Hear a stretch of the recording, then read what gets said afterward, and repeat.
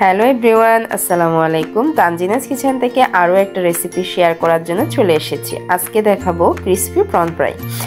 একদম রেস্টুরেন্ট স্টাইলে ঘরে থাকা অল্প উপকরণ দিয়ে তৈরি করে দেখাবো এই রেসিপিটা।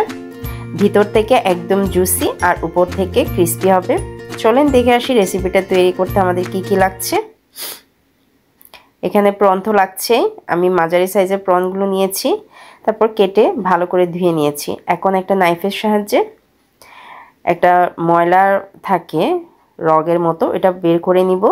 তারপর একটু থেতলে নেওয়ার মতো করে কেটে নিব যাতে ভিতরে মশলাটা ঢুকে।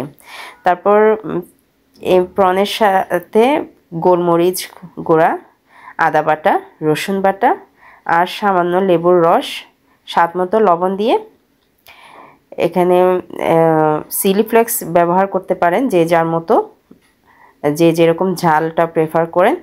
তারপর ভালো করে মেখে একপাশে রেখে দিব। এখন আমার একটা ব্যাটারের লাগবে কোটিংয়ের জন্য। এখানে আমি ময়দা নিয়েছি, স্বাদ মতো লবণ, গোলমরিচ গুঁড়া আর সামান্য বেকিং পাউডার দিয়ে একটা ব্যাটার তৈরি করে নিব।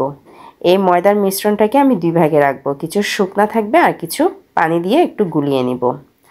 তারপর প্রথমে শুকনা ব্যাটারের মধ্যে কোটিং করে তারপরে গোলাটাতে প্রনটাকে ভালো করে ডুবিয়ে ডুবো তেলে ভেজে নিব।